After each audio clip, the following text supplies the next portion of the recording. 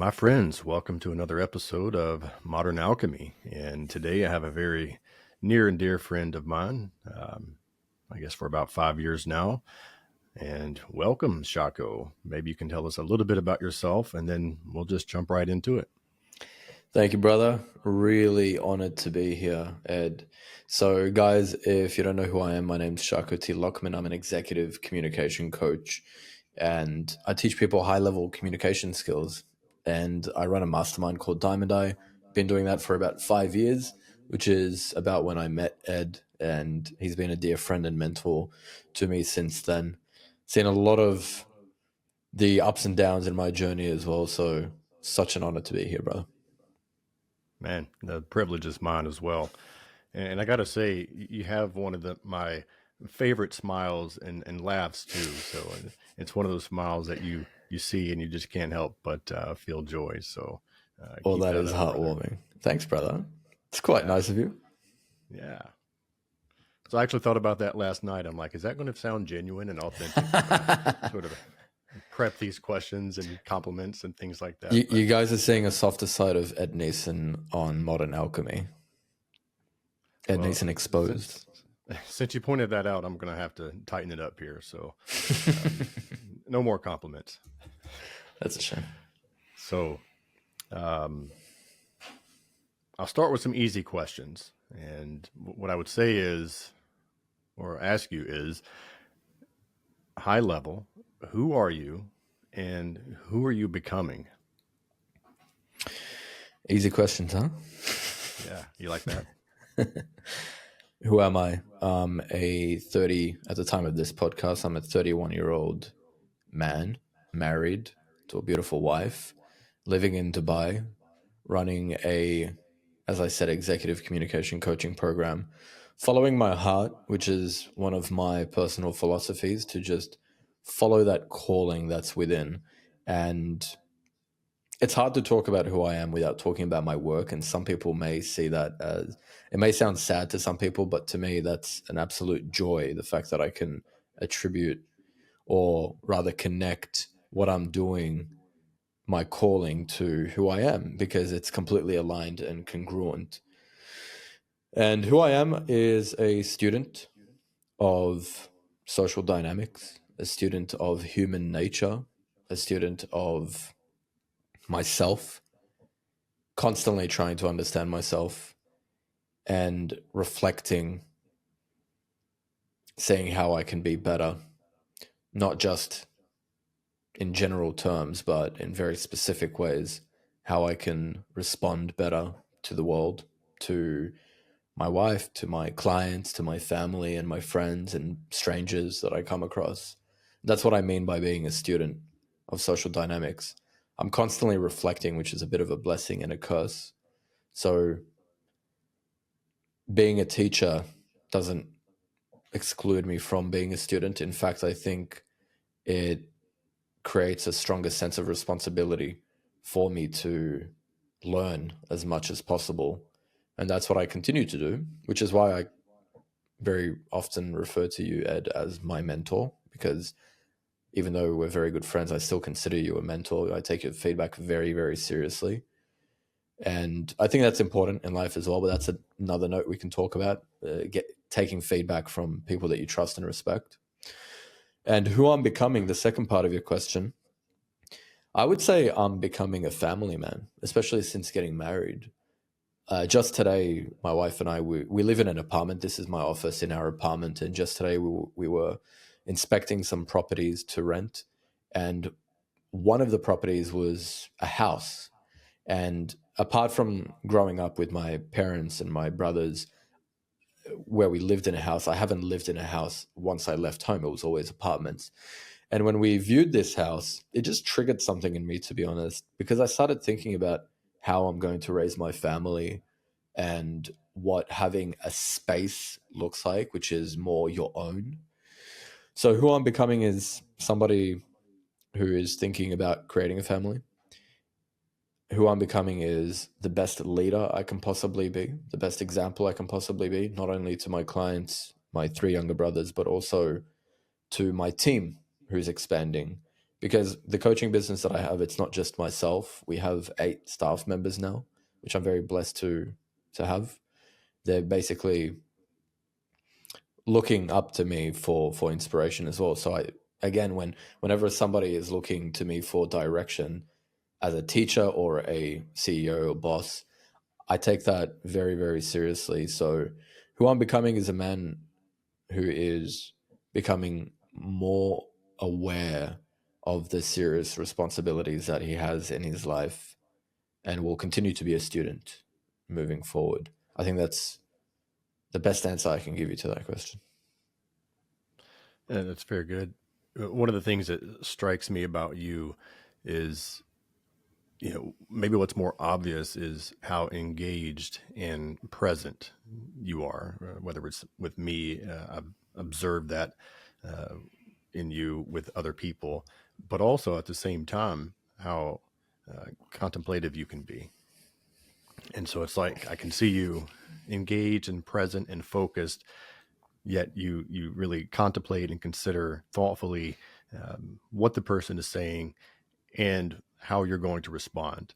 And it happens in real time, and it's very fast, and so I'm curious, and I don't know if you've ever really thought about it in that way, but it's like, yeah, maybe part of that is a sign of intelligence, that you can process things that quickly.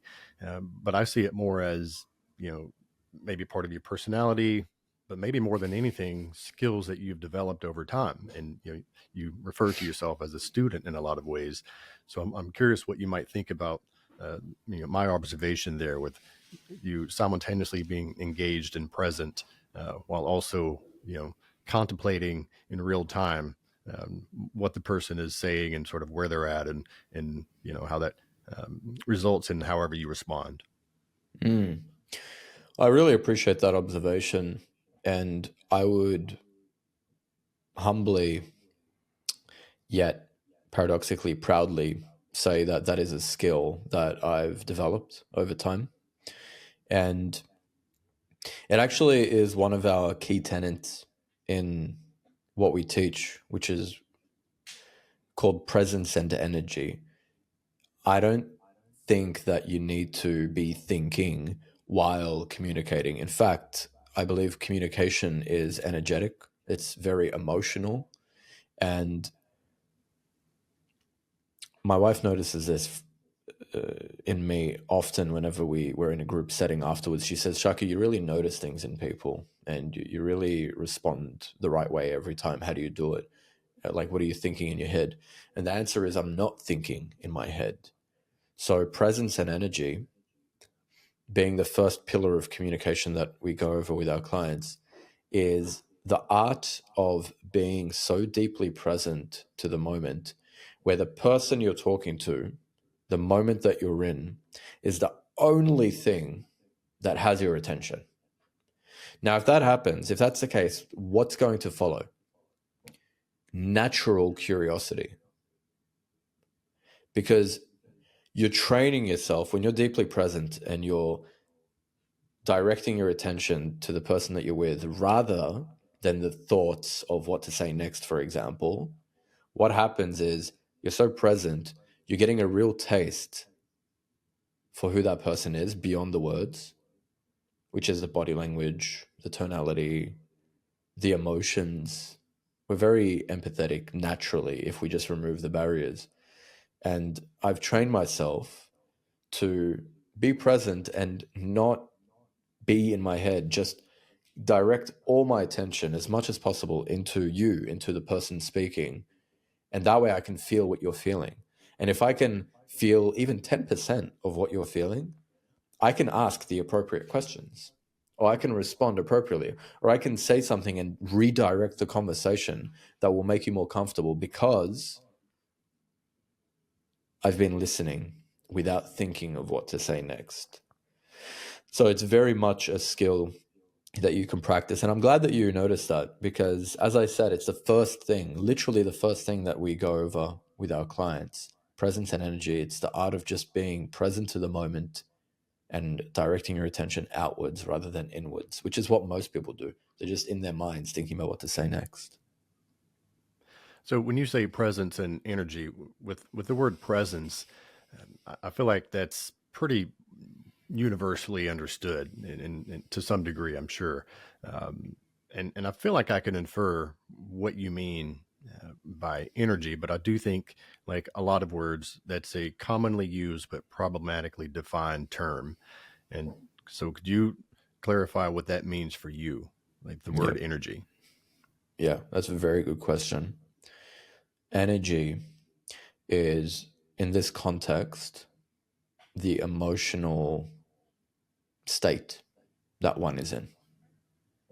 For example, and this is why I believe it's very important to learn how to tame your emotions. I use the word tame rather than control because sometimes you can't control your emotions unless you have masterful levels of self control, which can be achieved as well. But anyway, energy is your emotional state in the moment. You can change your emotional state. You can harness it and direct it in different ways using your physiology and using your attention. For example, if I'm feeling nervous speaking to you when I'm meeting somebody for the first time, that nervousness creates that emotion, anxiety, maybe fear of judgment, things like this. Now, that is an emotional state, it's an energetic state. And the reason I use the word energy is because people feel energy. People feel the aura. That's another very common word these days, aura. Strong aura, weak aura. If I'm in my head meeting somebody for the first time and I'm worried about what they're thinking of me, I'm worried about judgment, that's going to show in sub-communication, very subtle, sometimes to the point where consciously, in fact, most of the time to the point where it's so subtle, consciously you don't even know that this is what I'm feeling, but unconsciously you will feel it because of your mirror neurons, right? Which is something that has years of research behind it. You will feel what I'm feeling. You will feel a bit uneasy. You will feel that his vibe, his energy is a bit off. That's all you need to say to somebody you trust. It's like, yeah, that guy, his vibe was a bit off. He's a nice guy, but his vibe was a bit off. What is that vibe? What is that energy? It's the emotional state. Whereas in reverse, if I notice, this is why I love communication, because it's something that it's a skill that you can train and change. If I feel that nervousness and anxiety, which is, it can happen, that's fine. I don't believe in self-shaming, self-judgment. I believe in self-acceptance, which is part of how you can transmute that emotion, by the way. I'm feeling the anxiety, the negative emotion, the fear of judgment. If I notice that because I've been practicing presence, I've been practicing self-awareness. Oh, wow, okay. I'm feeling nervous. I'm worried about what they think. And I train myself to direct that attention outwards and regulate my physiology by breathing deep again, because nervousness and anxiety, they have physical symptoms, shortness of breath, as I'm sure you're aware, the heart rate increases, sweaty palms, things like this, even avoiding eye contact. If I reverse engineer and reverse that process and I consciously deepen my breath, I maintain eye contact, I relax my muscles, and I direct my attention outwards to the person that I'm with, it might take a minute or two. So for those listening, if you experience this and you practice it, don't be disheartened if this doesn't work after the first minute or two. Usually it just takes a couple of minutes to keep directing your attention outwards, and then you will feel almost a deep sense of relaxation in your body. And that relaxation is you managing your what? Your energy, your emotional state. And the person that you're with will walk away saying, he had a very chill vibe, or he had a very nice vibe, nice energy about him. This is how it's nice to be on this podcast with you and answer these questions, Ed, because I don't often answer questions to this level apart from with clients. Not many people ask me good questions, to be honest. So that's why I really enjoy talking about this. But I will tell you, based off my personal experience, one of the most common pieces of feedback that I get from people is, it's so easy to talk to you, Shako. That is a very common compliment that I get, which I receive humbly because that is an honor for me. Again, it's a responsibility. If somebody feels like they can share, then it's my responsibility to listen, especially if I've given them that space. I digress, but that is the definition of energy. I hope that makes sense. Not at all. No, I'm kidding. No, that was helpful. You know, like I said, it's lots of different terms out there. They're common, but they can be problematic to find, to have a shared meaning. You know, because energy might mean you have different variances of what that word means, as a lot of words are. You know, when I listen to you, and you know, obviously I'm on Instagram, I'll see a lot of your video clips of you sort of dropping these little nuggets of wisdom, and you know, it seems to me that this, and it may be obvious to anyone, maybe certainly to yourself, I don't know, but it seems to me that you know, your path has certainly not been conventional. That you know that this isn't, you don't have some PhD in communications or psychology, um, but the work that you're doing, the content that you put out there, is legitimate to me, and that tells me that it's a bit of an unconventional path, which can be strenuous in a lot of ways. To me, that you know that typically comes with its own unique set of challenges in learning these skills. So you know, even just what you explained about energy and some of these types of interactions and the dynamics of these and different things that you can do to sort of regulate or you know, and there's some you know clinical terminology that comes to mind, reframing, thought restructuring, and things like that, that really align with what you were saying. So to me, it's like just on that level alone, just you know, off the cuff, that checks out. But I could say that I've learned and studied these things with you know empirically and evidence-based research and things like that. And I'm not saying that you haven't done your research, but the point is that you know the energy that I get from you is also that these are hard-won lessons that you've learned from yourself. So you know, am I picking up on that accurately? And if so, I'd like to maybe hear some of your experiences, or maybe just generally, you know, what that journey has been like on your own, because when you speak to these things, it doesn't seem like it's something you just read in a book and then you're, you know, conveying what you've read and learned in a book. That this is, or at least in large part, maybe mostly, from your own personal experiences and struggles. Is that fair to say? It's fair to say, and it's accurate as well, because part of my learning of these ideas has been through what I call reference experience. So, for example, I would read about a concept or study it or learn it from a mentor, and I would actually apply it. I would apply it, test it multiple times to see if it works and see if it works for other people as well, and discuss it, think about it, reflect on it. And if I find that there's no harm in it and it works, then that's when I share it. But everything that I teach, for example, I refer to the 5 pillars of communication. Those 5 pillars are 5 areas that I have been studying, experimenting with, and researching for the past 12 years of being a student of social dynamics. Literally, for the past 12 years, these 5 pillars are what I have been focusing my attention on and researching and studying. And it is unconventional. You're absolutely right. In fact, I remember when I decided to be a coach, it was 5 years ago, just over 5 years ago. I sat down with a good friend of mine, Justin Holland, in Sydney, and I said to him, I was working as an accounts manager in a company in Sydney, Australia, and I realized I wanted to help people like how I do now, but I thought I needed to be a psychologist. So I sat down with him, I had coffee, and I said, "Hey, Justin, I'm thinking of going back to university to study psychology." He said, "That's random. Why?" I said, "Because I want to help people with their communication skills." And he said, "Okay, but why do you want to study psychology?" I said, "Well, can't I, like, I need to be a psychologist in order to do that, right?"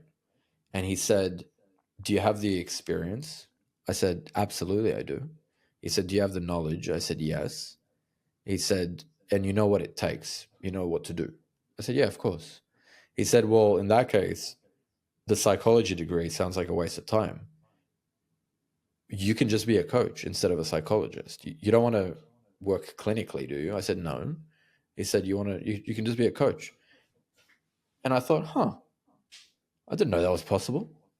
And literally that night, I created my Instagram Mind's Eye status and I started putting content out there. And I found my first client 2 weeks later.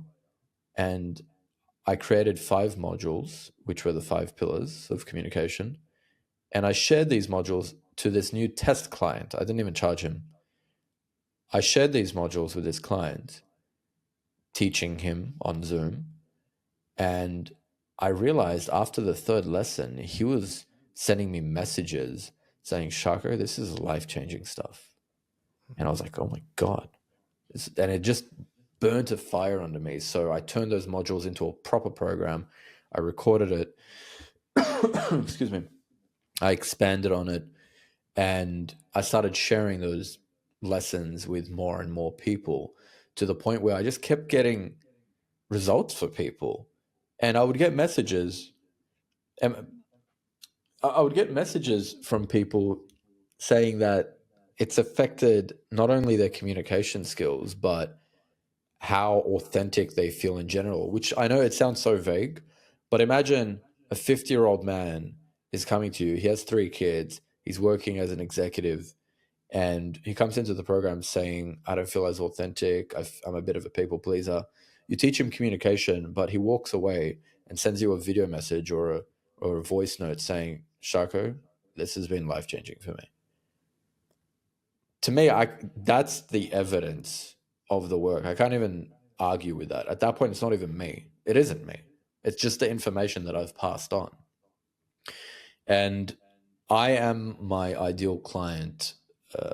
Sorry, Shako 7 years ago is my ideal client today.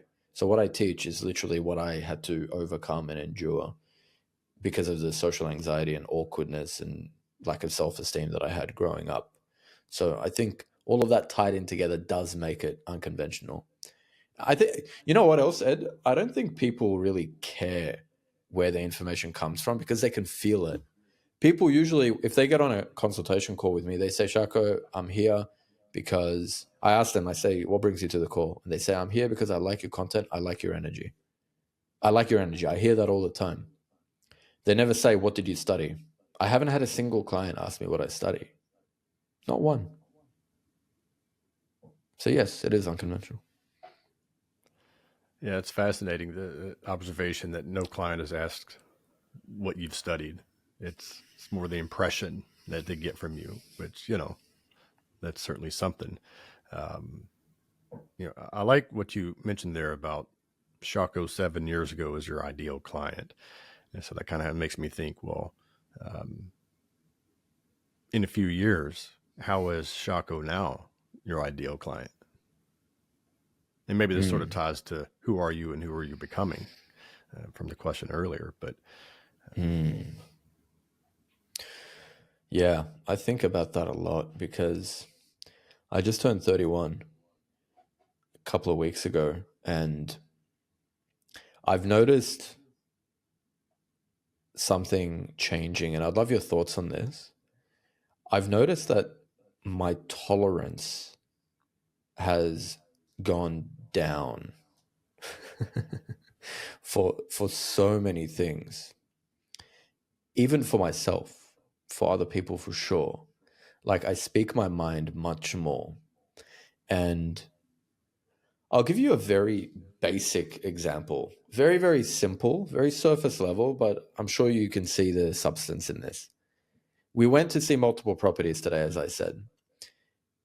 We did a few inspections. I walked into one. I really liked it. I took my time, took some photos, stayed there a little bit longer than normal. And then we went into another apartment. I walked in, saw the apartment. I walked back. I said, and he said, "Oh, here's the thing, by the way. Let me show you the fridge or whatever." I said, "No need. It's not for us." And then we walked out straight away. I know in the past, I would have said, "Oh, yeah, that's pretty cool. I'll let you know about this one." But now I just said, "No, this isn't for us." I know that might sound like very simple to a lot of people, but for somebody who used to be a chronic people pleaser, and a lot of people who follow me tend to people please as well, something as simple as that, saying, "No, that's not for me," is a huge change. And it just makes me wonder what's going to happen. This is what I love about personal development, Ed. What's going to happen in 5 years, in 3 years, 5 years, 7 years, 10 years? How am I going to be? I've noticed I'm less tolerant to BS, to people who are rude, but I've noticed that I'm also more patient and understanding at the same time. It's an interesting Yeah, it dynamic, seems isn't it? paradoxical, isn't it? Doesn't it? But it's like, is it less tolerant, or is it more precision with your wisdom and knowing what you want and don't want, and understanding that at some point to people please, to sort of shy away from being direct, is actually a waste of time, and it's hard to I don't know, live out your sense of meaning and purpose if you're wasting your time, because you could say life is short. And if I think the wiser you get, and maybe the older you get, maybe ideally, is that you start to understand the finitude of time more and more. And so it could, maybe you're right to say that it is, less tolerance for things that aren't that important or important at all, but is it like, maybe some of it is less tolerance, but I think the positive side of that is you have a much better idea of what you want, and you understand that there's no use wasting any time sort of beating around the bush, so to speak. Does that make sense? Yeah, I like So I that. think it's some wisdom there, because you're paying attention to your life, you're setting goals, you have an aim, and you're trying to figure out how to get to that aim. And every step you take, you're asking yourself, does this move me towards my aim? And how effectively does it move me towards my aim? And if it doesn't move me towards my aim, then I'm going to pivot. And that becomes integrated in more and more of your actions. So this, seemingly insignificant example you gave is not insignificance, because it's a microcosm of more of a psychological shift of, you're maturing and gaining more wisdom and being more precise of what you want or what moves you towards your aim. And I think a lot of that has to do with your actions. It's like get married, and suddenly you have a whole lot more implications and incentives to aim more precisely, and I don't know, just first thoughts that came to mind. Yeah, that sounds accurate to me. There's definitely more precision. In fact, I was talking about this today with a real estate agent. I was telling him, he said, "Wow, you have 300,000 followers on Instagram. That must be nice." I said, "It is nice, but it means more responsibility."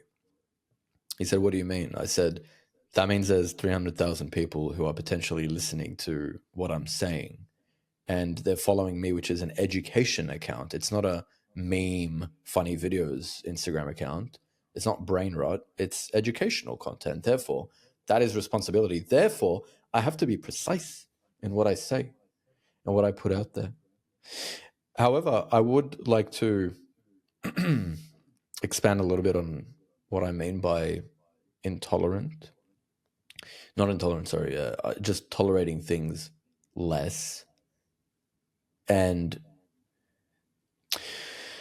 think about it, Ed. If you meet somebody who is very negative, let's say, your friend introduces you to a mutual friend, and you guys go out for dinner together, and you realize this mutual friend is very negative, or there's something off about them. And that person who you just met messages you a couple of days later saying, "Hey, let's go get coffee." For somebody with strong personal boundaries and a good level of emotional intelligence and social awareness, they would probably decline. They would say, "Oh, I'm not interested in being friends with every Tom, Dick, and Harry, especially if they have this kind of energy." So the way that I see it is, yeah, I'm being precise in what I want, what I don't want, but at the same time, I'm not going to tolerate that kind of energy in my life. And if they try to bring it in, I might say, I'm not interested in talking about this subject. Let's change the subject. If somebody decides to gossip, for example, or talk about something nasty, that's me not tolerating certain things. It's a strong word, but like anything in communication, there are nuances of how that lack of tolerance actually manifests. Yeah, well, it seems to me that there, you know, uh, a lower tolerance for some things is often appropriate, and that can afford you to well, produce better outcomes. And maybe sometimes that means completely disconnecting from that person, and maybe sometimes it's an opportunity to redirect the conversation and actually, you know, bring more meaning out of that interaction. Because sometimes, it's in a way, it's you're asserting authority.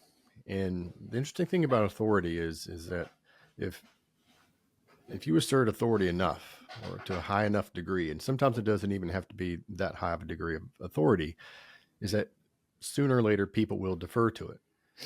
And so when you have Mm. that, lower tolerance of BS, you might say, and you don't tolerate it, and you like, I'm not really interested in talking about that. Let's shift the conversation. Just speaking like that, sometimes people will go along with it because it's human nature to some degree to uh, defer to authority. Now that ranges. I mean, that's part of the personality trait, agreeableness. When there's two aspects to that trait of compassion and politeness. Politeness is a deference to authority. So the higher in politeness you are, the more that you defer to authority, and the more people that you see as an authority. So that may range. That range may vary from people to people. And so with some people, you might have to really assert your authority to get them to defer to you, or to shift the interaction, or disconnect altogether. Mm. And some people are going to be, they're easily going to defer. And it's not going to take a lot of authority on your end to get them. If anything, you might have to be mindful of, hey, don't just go along with everything I say. But this sort of redirecting and shifting the conversation as you assert your authority of, what's driven by low tolerance of whatever the thing is that you're not interested in. It's interesting to me how people will often shift, and what would have otherwise been a boring or uninteresting conversation that had no real value, you may actually shift that. And the person might think, okay, well, I don't want to bring anything that's uninteresting to this guy. I do want to bring value, so I'll shift the conversation. And he may not even consciously think about that in that way, and he may not even consciously be grateful, but he'll be glad that the conversation went that way, even if he doesn't realize that it was you that shifted that. Of course, sometimes people aren't just gonna they're just not gonna want to defer or change the subject. They're going to be hell bent on having the conversation, and at that point, you have that authority, that inner authority, even to step away and not tolerate it. So it's you mentioned the word nuance, so just a couple of things that come to mind with not tolerating things that you don't want to go along with, that aren't meaningful. And if it could be meaningful, then maybe your lack of tolerance helps actualize the potential meaning that could be in that interaction or that relationship. And if it can't be meaningful, of course, it takes two to tango. But maybe you try to shift it, or you don't tolerate the BS, the thing that isn't meaningful, and that ends. But does that make sense to you? It does, and it reminds me of the concept of self-awareness. When you recognize what you stand for and what you don't, that's when you can draw those boundaries. Confidence and authenticity is the fifth pillar of communication that we go over. And I encourage my clients to just become deeply self-reflective on their values and on their boundaries, because that's the only time really that you can draw appropriate and meaningful boundaries. On that note of agreeableness and disagreeableness, I actually have a question that I've been meaning on asking you, because I've been discussing this with my clients and I've really been thinking about it. So as I've said, I've noticed that my tolerance has gone down lately, past couple of years. And I'm not afraid to confront people if I need to. I'm not a confrontational person, but I'm not afraid to do it at all if I have to the point where I welcome it sometimes, because I just enjoy that authentic communication so much. Maybe a little bit too much these days, to be honest. I've done the test, the personality test, and I have a high, and I think you know this, I have very high agreeableness in my personality.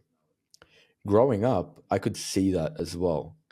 Is it possible from a therapeutic perspective or a clinical perspective, is it possible for somebody to change their personality that much? I believe it is, but I want to hear from your end, from your perspective, because I know this is something that you've studied and you work on with your clients. Is it possible that my agreeableness has literally gone down if I were to do a test authentically again? Is it possible? Sure. Um, and we can get into some nuance of the word change. So when we think about, so essentially what you're asking is, can we change our personalities? Can our personality change? And technically, yes. But you have to say, well, what does that mean? And does that mean that can I go from someone who is high in the trait agreeableness to someone who's low in the trait agreeableness? And maybe even then the answer is technically yes. But is that the most likely explanation? No. In fact, it might be one of the least likely explanation. There are some rare occasions, exceptions to where you might see a dramatic shift in particular personality traits. Interestingly enough, and this could be a different topic altogether, um, but use of certain psychedelics in some research has shown that, so you have the trait openness. So just real quick here, the five traits are agreeableness, conscientiousness, extroversion, neuroticism, openness. So with the trait openness, it's made up of the two aspects, intellect and aesthetics. So intellect is sort of the inward creativity. You can imagine as intellect, this an interest in abstract ideas and complex problems. Where the aesthetics is more the outward creativity. It's your arts and music, and sort of generalizing here, but that's sort of what it is. So I believe maybe with the trait openness altogether, but especially with the aesthetics, if I may be misquoting here, but certainly within that trait openness, that they have seen some pretty dramatic shifts with some people who have taken psychedelics in these research settings. And maybe a little bit off on the research here, but generally speaking, this is what it is. My point is that's a pretty extreme thing to create such a shift, you know, and I forget exactly what the percentile changed, but it could move you by 50 percentile points, if or something like that, maybe 50% or Wow. something, which is drastic, right? So it's possible that you can shift, but there can be, usually it's going to be something pretty extreme, in some sense or another, that's going to make that shift. Um, in my own clinical experience, I've had someone who was low in the aspect of openness, the aspect intellect, like extremely low, um, and this person over time started taking some book suggestions from me, and some of these were, we'll just say easier to read and digest, if you will. But still good information to really have to contemplate and think about. And she would come back to me and sort of give her take on that. And long story short, she started taking on bigger and bigger books of mine, of my suggestions. And, the Brothers Karamazov by Dostoevsky. She even read The Great Mother by Eric Newman, which is not an easy book to read. And there's several books like this. So these are very dense, deep psychological books. And as she was reading, and after she would finish reading them, she would come back and she would expound on them, and we would have dialogues about these. And I'm like, that's not reflective of low intellect at all. And I will say too that, and this is why this example is important, is that this person had been through a lot of severe trauma for a long time at a young age, and early adulthood and things like that too. So really, really severe too. And part of what we discovered in processing this is narratives seem to have a lot to do with how we view ourselves, and how we view ourselves is sort of what our behaviors gravitate towards. And so you might say that this person, let's just say that she wasn't really led to believe that she was smart and intellectual. And so now she's operating on this narrative from childhood, almost day one.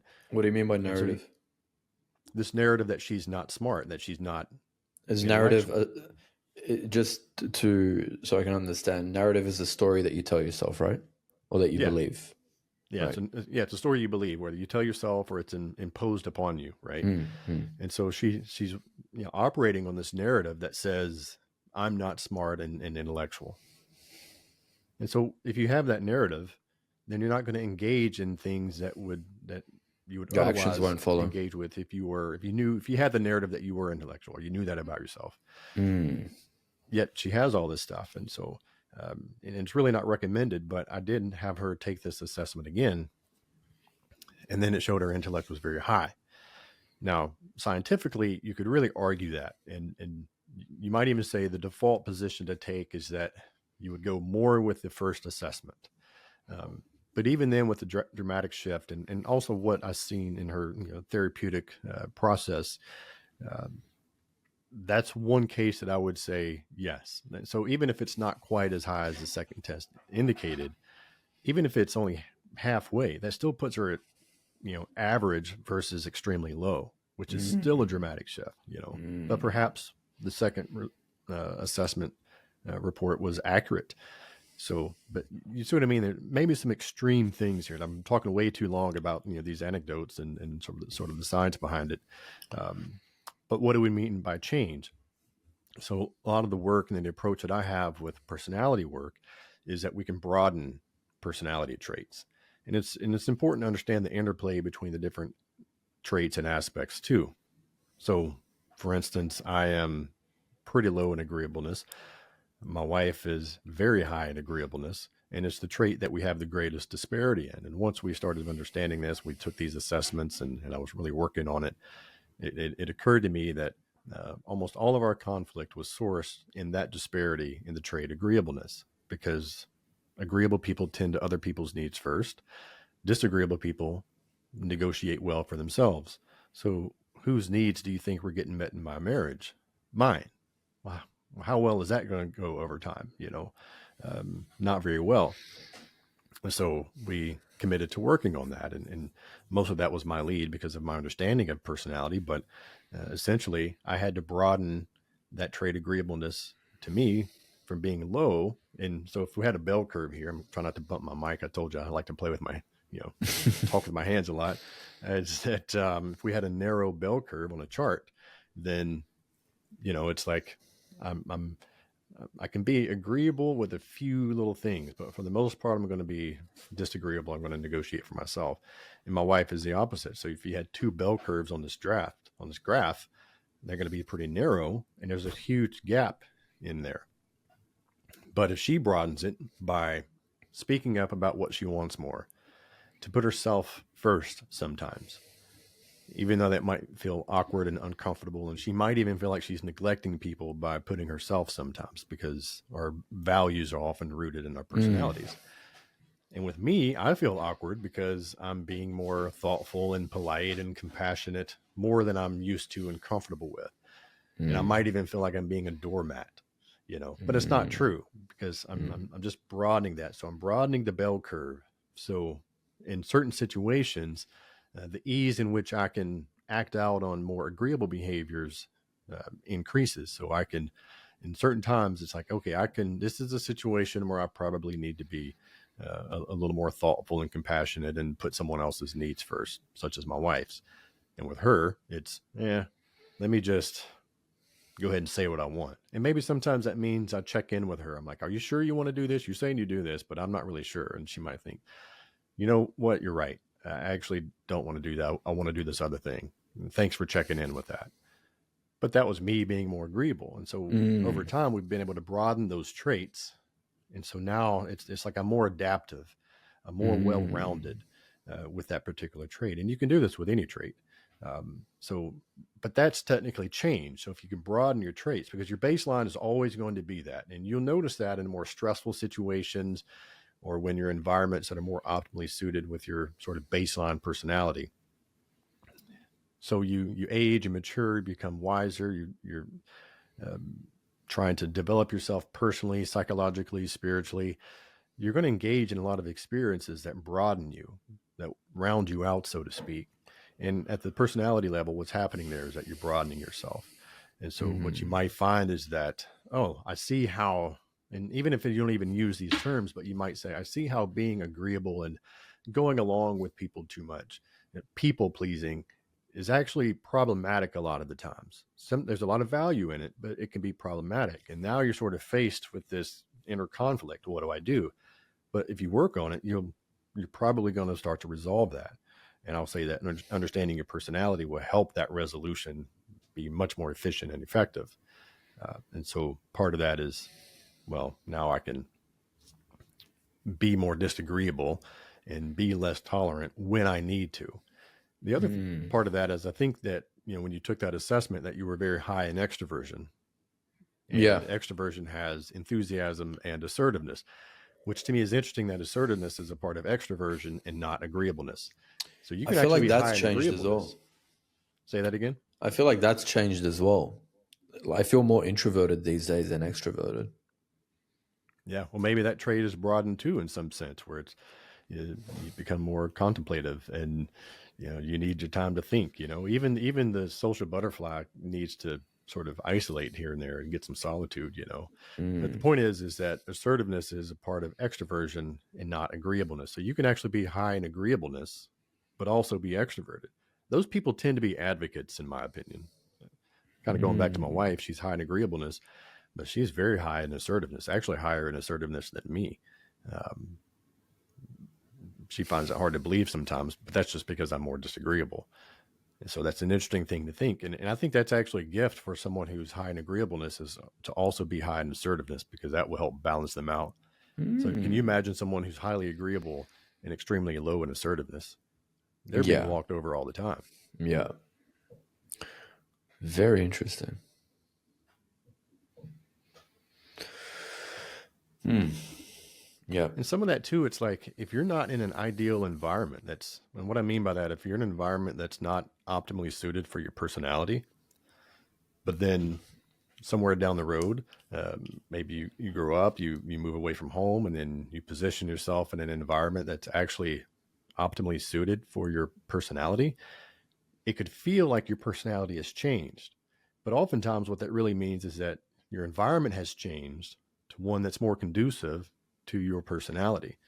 And it's like, I can finally be my true self. Wow. Yeah, it's pretty fascinating. Yeah, I didn't even think about that. Now that you mention it, I'm pretty confident that's exactly what happened when I quit my job and decided to become a coach working for myself full time. Because now, if I think about going back and working a 9 to 5, for example, it just sounds exhausting to me. Not the work, just being around all these people all the time. I love having my own space and choosing to go out whenever I want to and choosing who I want to work with and things like this. And I would say that has had a huge impact on my personality as well moving forward 5 years later.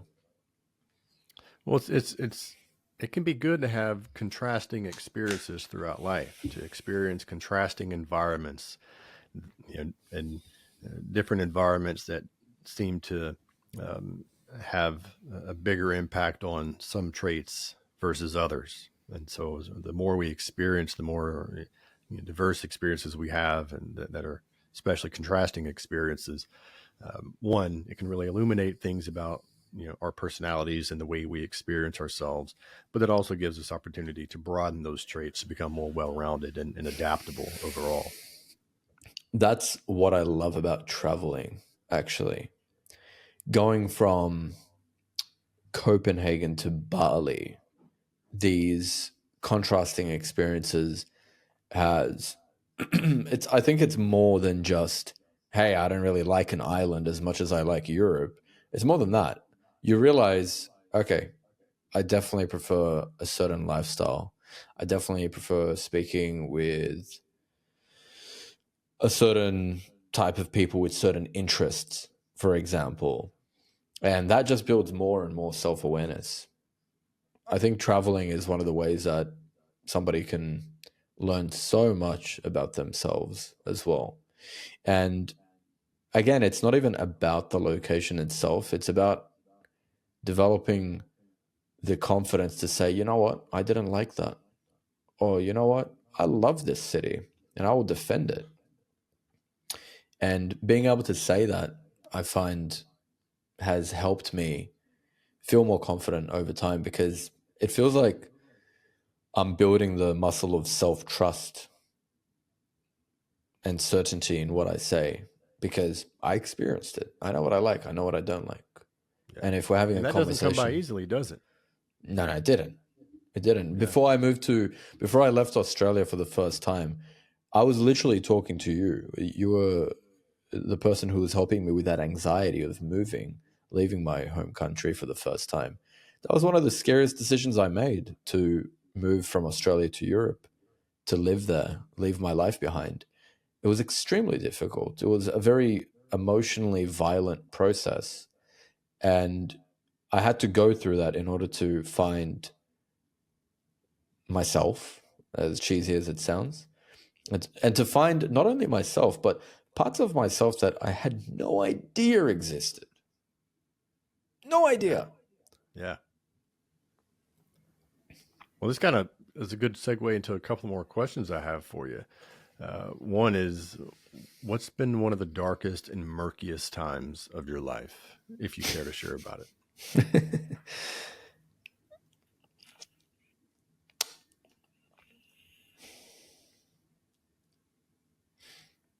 Like, which one do I pick?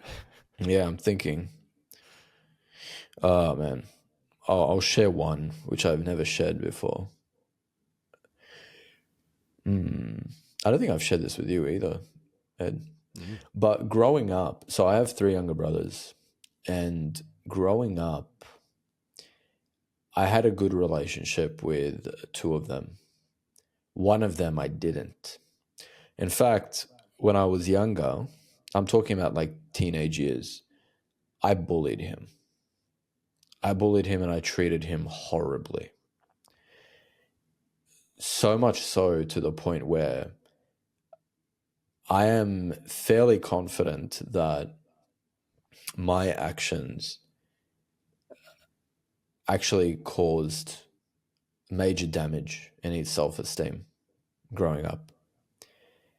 And I'm saying this and I'm holding back tears saying this because of how painful it is to admit. But I can control myself and share this because I've reflected on it a lot. And since a few years ago, our relationship really brightened to the point where we work together now. He's on my team. And we tell each other, I love you, bro, every day. We talk all the time. He sees me as an inspiration. And we have such a good relationship now.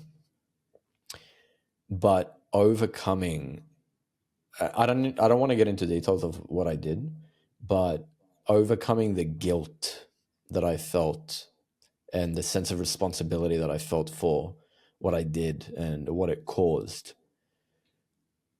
that is probably one of the most emotionally challenging things I've done, because part of my work is helping people build their self-esteem.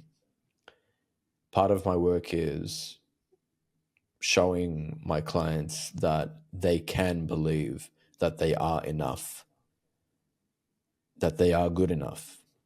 Yet, if you look at my past, I had an experience like this where I damaged my own brother's ability to do this. And I had a choice. Either I could pity myself and cry about it, and sometimes that's necessary, which is okay, but I mean complain about it and just feel bad and guilty, begging for forgiveness. Or I could completely change who I am and control what I can control, focus on what I can control, and give back to him, not in a direct way, but by being myself and acknowledging what I've done and who I am now, and realizing that was a mistake. And I think he sees that, if I'm not mistaken. And that's one thing that kept me up at night for many, many years.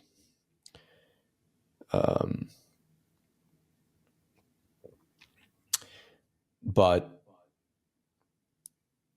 part of the work that I've done, again, the fifth pillar of communication being confidence and authenticity, part of that process is self-acceptance, which is something that I learned from you, actually, which is remaining steadfast in the midst of pain, in the midst of emotional turmoil, and realizing this is what I'm going through.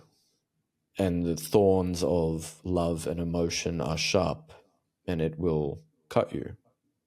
And this is the beauty of life. This is your humanity.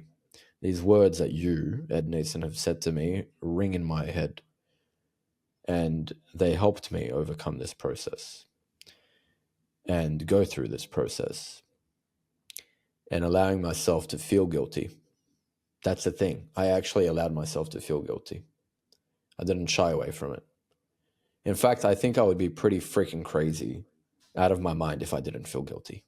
I think it's a very human emotion. It reminds me of a Dostoevsky quote. I forget which book it was from, but it says, "The man who has a conscience suffers while acknowledging his sin. That is his punishment."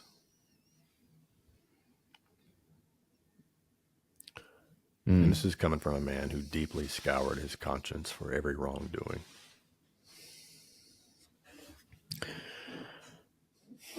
It ties into another lesson that I've learnt from you, which is when I embrace these changes and these processes, it makes me more whole and complete.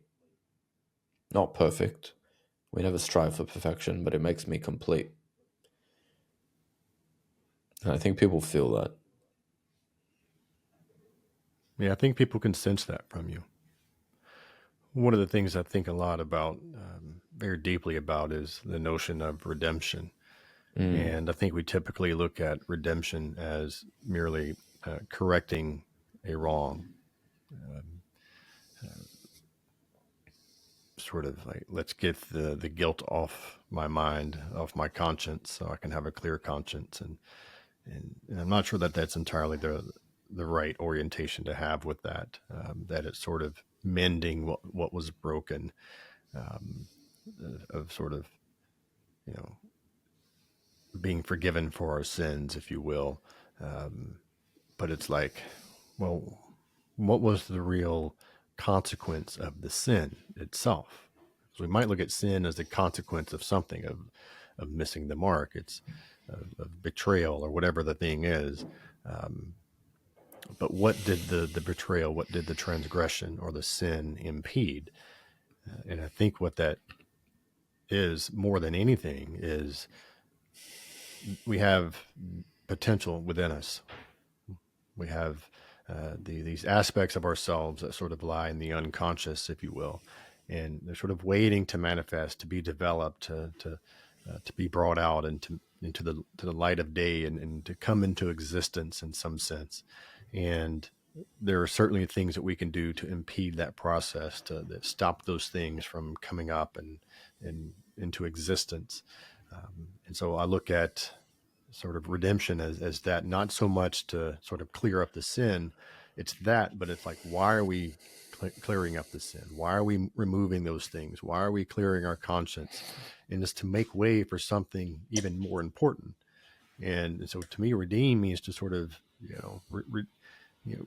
redeem these aspects of ourselves that have been held in the purgatory of our unconscious due to whatever reason, whatever transgressions and sins and shortcomings, whatever faults that we've had, and we clear them up to sort of, okay, now I have an opportunity to bring this thing into existence, into a meaningful existence.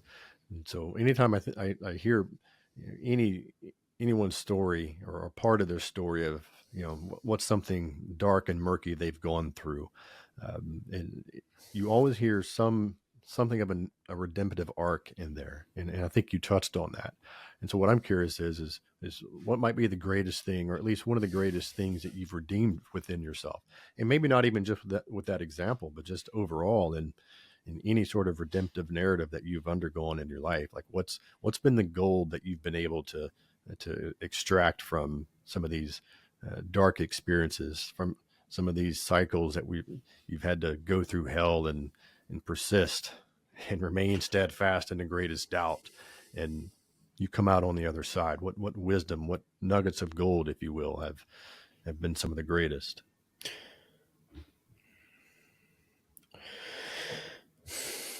For the example that I gave, it's definitely how I'm going to be treating my children.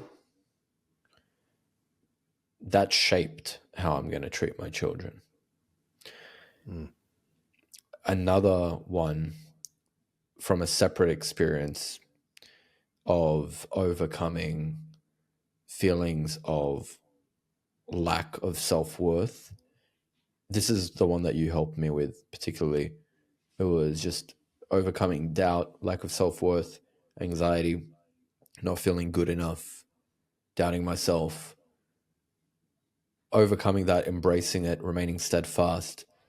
The redemption that came from that is not only my own personal level of self-acceptance is at an all-time high, but I've noticed that it very naturally and organically transfers to other people, where I've become, again, paradoxically, less tolerant but more accepting of people in terms of who they are.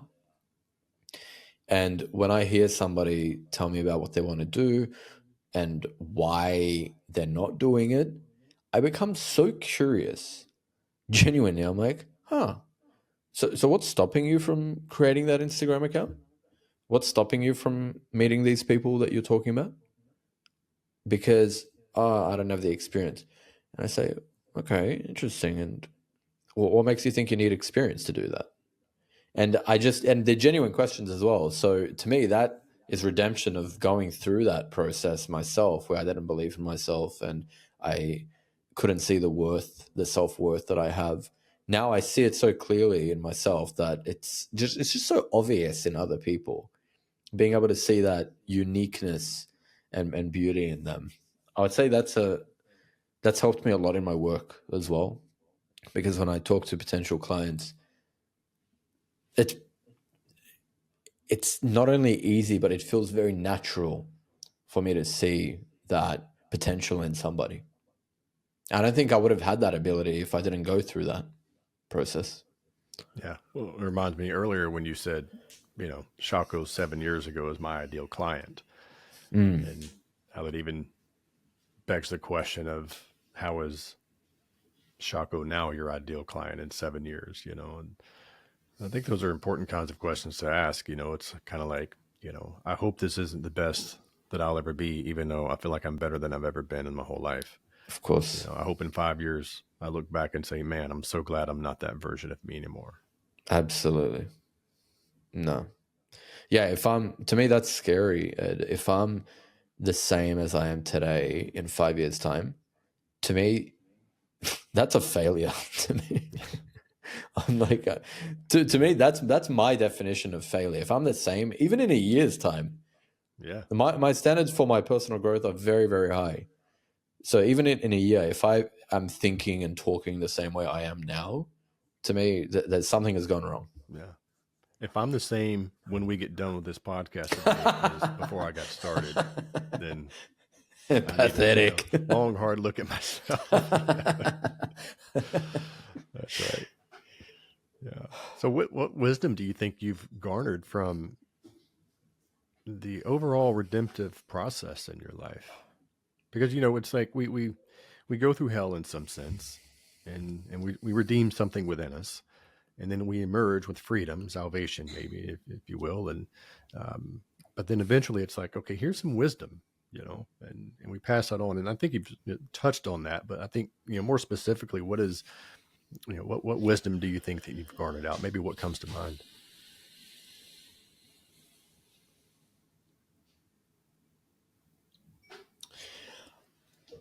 I'm glad you asked, because maybe you can help me articulate this. I find it difficult to articulate this one idea that I have that's in my head. It's very deep, but the simplest way I can put it is one belief. The wisdom is a belief that I've developed, is that we can change our situation and our circumstances way more than we think we can, to the point where we can do a complete 180 of our lifestyle. You can become unrecognizable. That is a piece of wisdom that I haven't come up with, that I am a product of. I've seen it in my own life, and I see it with a lot of my friends, to be honest, here in Dubai, and obviously my clients. To me, it's actually, it feels like a lack of wisdom and experience. And I heard somewhere that wisdom is memory without the emotion attached. I think it was Joe Dispenza who said that. Wisdom is memory without the emotional attachment. I believe it's a lack of relevant wisdom when people believe they're stuck in their circumstances, when people believe that it's just hard out there. I'll give you one example, actually. It's easy to talk about this subject in terms of finances, actually, because it's so clear and tangible. When I was in Australia, I remember growing up, and even all through my young adult life, hearing and believing that Sydney was expensive. That's what I would hear. $1 million houses, right? What is it, like $5,000 per month for rent for a nice apartment is expensive. Australian dollars, by the way. Okay. I heard everybody say that. All my friends, my parents, my family friends, everybody. And I believed that. And that was my reality. That was the narrative that I believed, that I bought into. That was my paradigm, which is another subject I'd love to talk about, paradigms. So that was the narrative. And then I moved, as I said, I went to Europe, and then I traveled a lot, and then I live in Dubai now. And every apartment that I look at, it was the same. It was about the same prices in Europe, by the way, in Copenhagen, Denmark. You look at these apartments, they're not 5,000 Australian dollars, they're 4 or 5,000 US dollars, and you're getting about the same apartment. And I was sitting down having cigars with an Aussie friend of mine here in Dubai, and he said, Shako, have you noticed that Australia is actually really cheap? And I said, no, it's not. What do you mean? And he said, Shako, think about it. In Australia, think about what you're paying rent here. If you paid that in Australia, what would you get? I said, wait, oh my God, you're right. Australia is cheap. It is so cheap, actually, compared to compared to the US, compared to Dubai, compared to London, compared to so many places. It is actually so cheap to live there. $1 million for a house, that's like that's less than 700,000 US dollars, which is the price for a unit here. So my paradigm has shifted now. I believe if I go back to Australia, I can live like a king.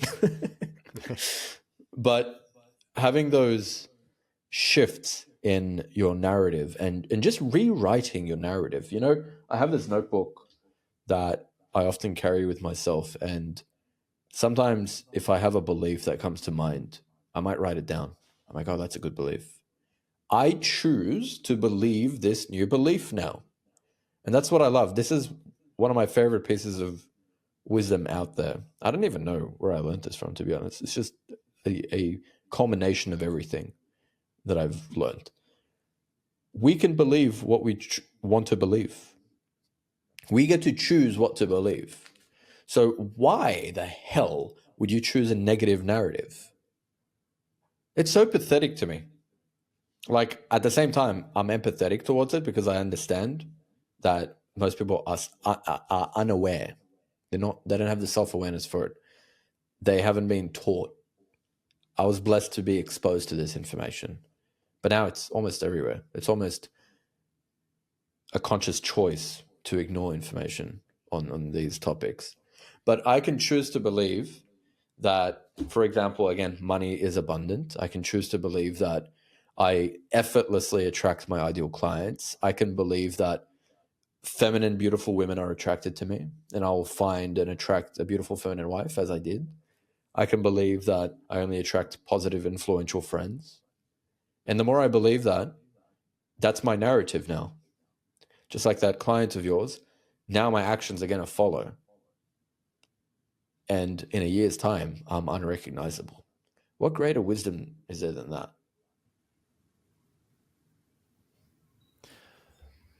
It's so rampant of how much of our limitations are unnecessarily self-imposed.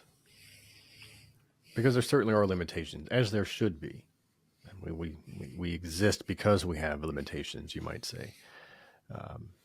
But when we really are struggling to, progress and climb the hierarchy of our lives, it's easy to look outside of us and see, well, here's this thing and this other person has done this, or, I can't quit my job because I need to, we have all these reasons. And it's not to say that they're not legitimate and valid reasons.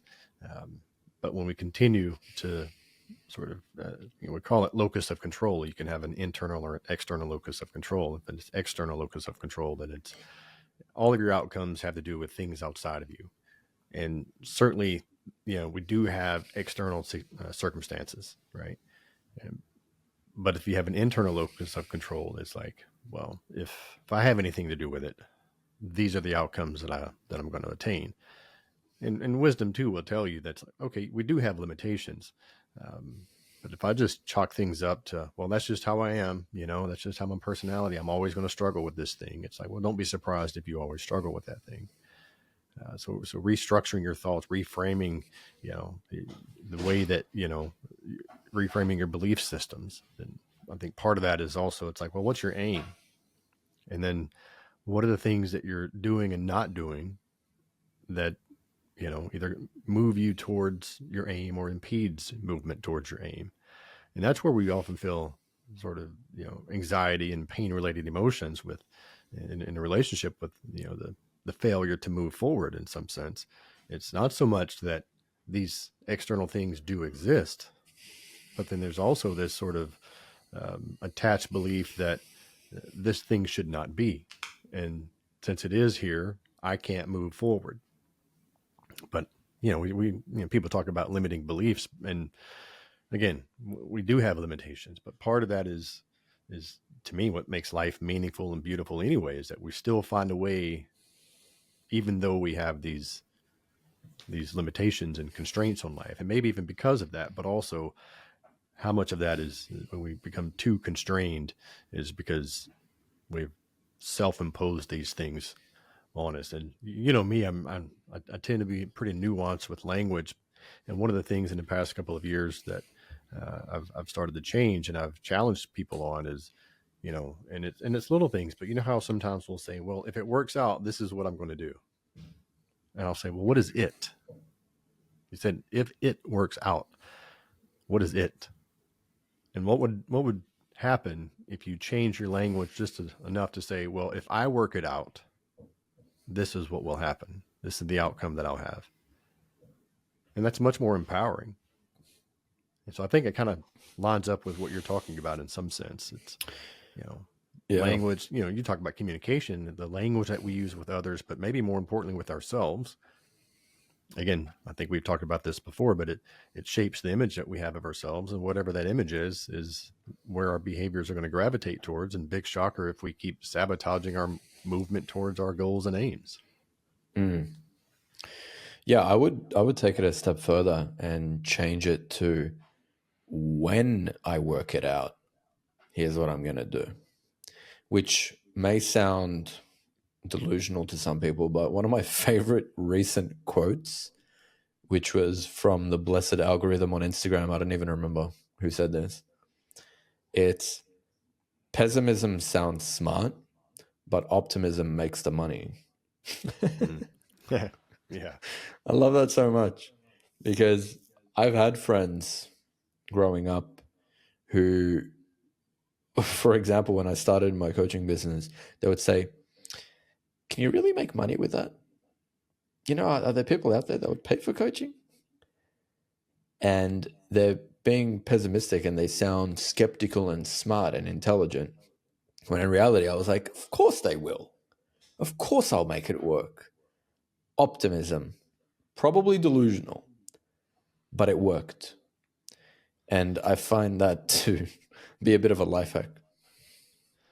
That reminds me, I made a post about it. Goethe, who wrote Faust, he said something like, the idealist is really the true realist, because we have realist versus idealist. And he thought that the idealists were actually the true realist. And there's a quote, if we take people only as they are, we make them worse. If we treat them as they were, if we treat them as if they were what they ought to be, we help them become what they are capable of becoming. Wow. I love that. So the realist looks at things as they are. But there's a devastating limitation that inherently comes with. And if we treat people as they are, then they stay who they are. But if we treat people as who they could be, then maybe we help them become who they could be.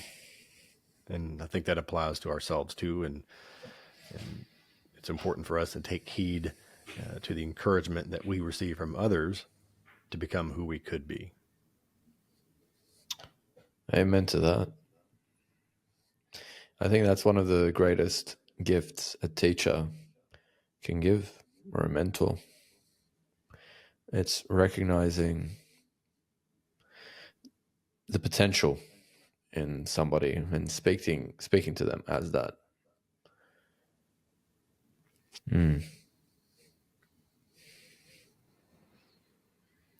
So you're still pretty young, but you have a lot of experience for your age too. And I'm curious sort of how your story has culminated into creating a more integrated and wholesome version of yourself. I know you talked about being more complete rather than perfect, and it reminds me of some conversations we've had on that. But I'm just given where your story is now, all the cycles of the story that you've been through, the ups and downs, how's that culminated into um, becoming at least a more complete and integrated version of yourself on the whole? And I know that's a broad question, but I guess I do mean it in a deeper sense.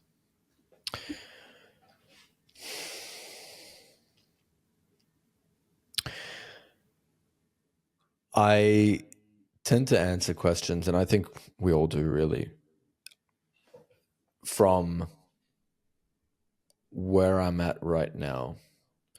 And a theme for me right now is a word that I used earlier, which is responsibility.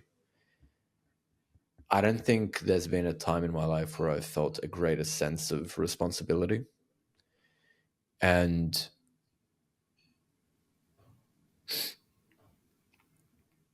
that's made me very contemplative as well, because being a married man now, looking at getting a property, moving into a house, helping my family out, being very inspired by my parents who immigrated to Australia. We're Kurdish originally. I feel like I understand my father more now, even though I haven't seen him in months because he lives in Sydney. I feel like I understand him more now as I grow older, because I'm thinking to myself, I'm negotiating with my wife when we're going to have children, when to start having children. And I'm thinking, wow, my father worked tough jobs. He was a painter, not an artist, like a painter painting walls in houses. And he hurt his back, so he had to become a taxi driver for years. And he raised four boys. My mum was a stay-at-home mother, and he raised four boys, and he bought a house, and he paid a mortgage. And he started having children younger than I am now. I think he was 29 or 28 when he started, when I was born. And I'm thinking, wow, that must have completely changed him. And I don't know how I ended up talking about that when you asked me that question, but I think family is just something that's very, very important to me right now. And it's a big part of my growth since getting married, as I said. And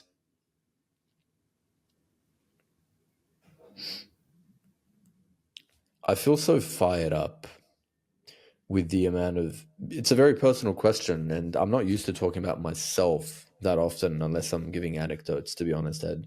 So I appreciate you asking this, but I just feel so fired up, man.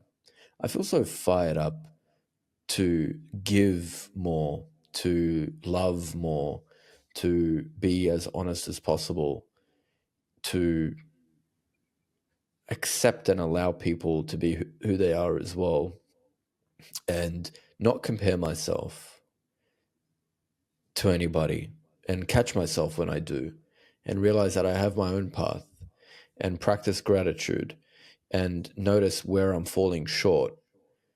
So I would say right now I'm in a stage where I've lifted off and I'm shooting through the atmosphere. 31 years old. I think this is the decade that I'm going to create something that's going to be lasting.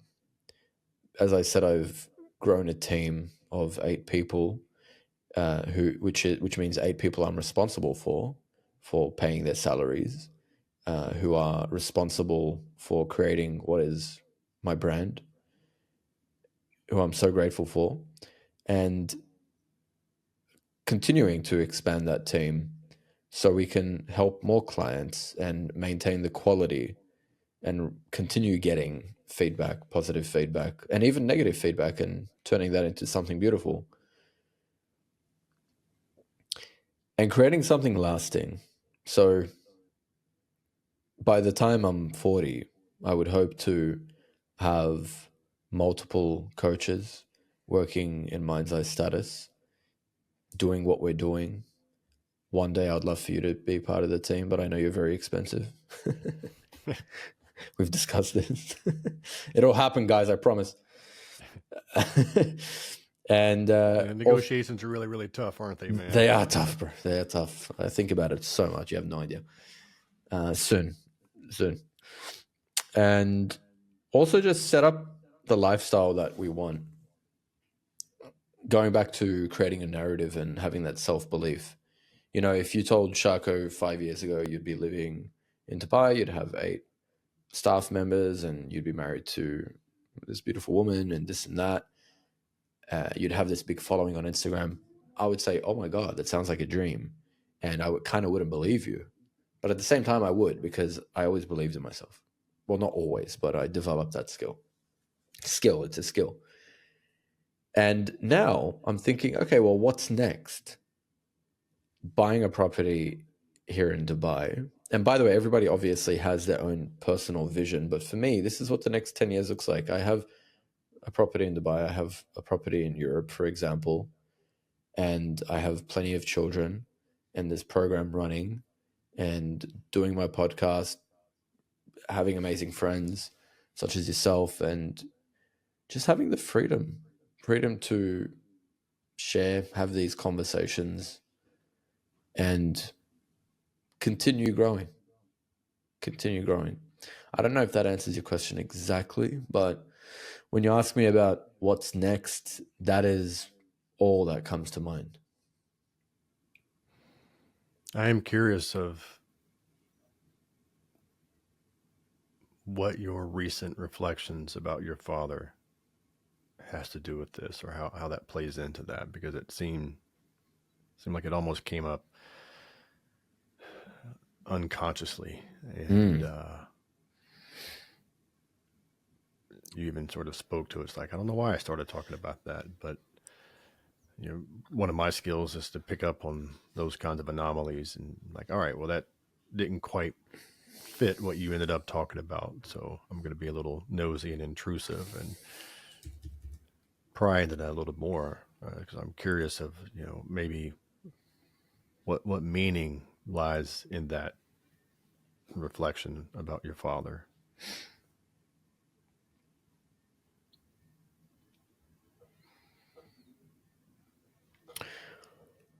I think there's an element of wanting to continue proving myself to him, getting his approval.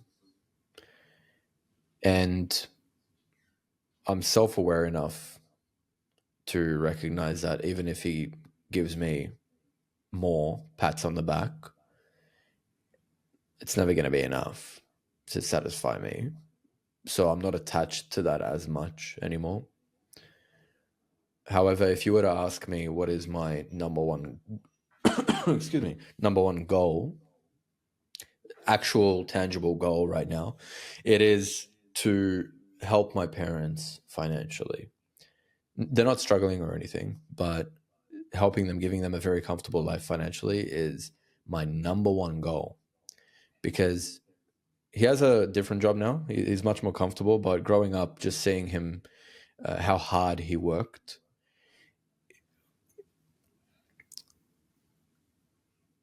created a sense of major responsibility in me to give him a good life. And what do you think drove him so hard to work and provide the life and opportunities that were afforded you and your brothers? you know, he's not a vocal person.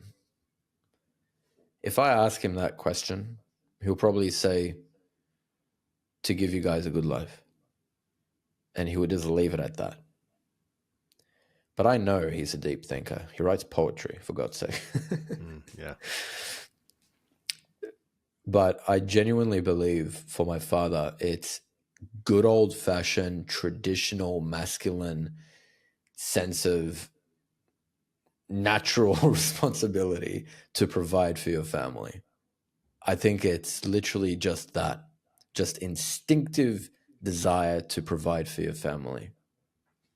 Literally, I can't think of anything else, because he's never had a conversation about his purpose and this and that with me. It's always just been, yep, this is what I do for you guys, and that's it. And I respect that so much. I think there's a tendency these days to try to try to glorify everything and make it all glamorous and shiny and pretty. You know, what's your purpose? What's your vision? What's your life goal? Here, make a vision board, this and that. You know, I'm not against those things, but I think when you really come down to the core of what is a man, he just wants to provide and protect.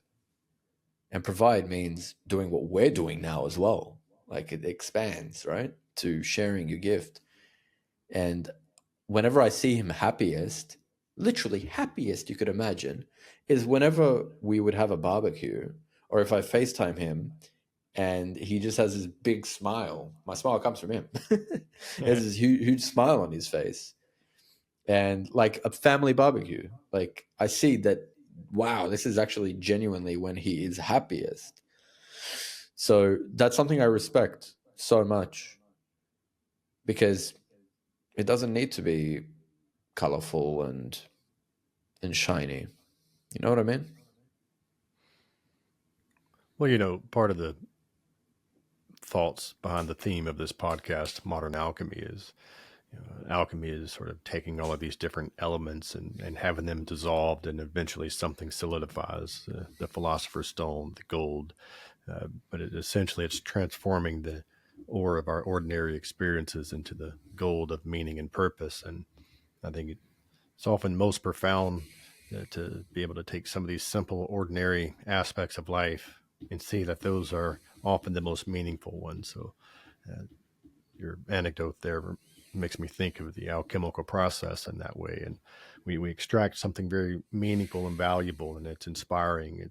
We don't just respect it, we're inspired by it and moved by it. And it's maybe we've been integrated into our own aims somehow, you know? Yeah. Yeah. I believe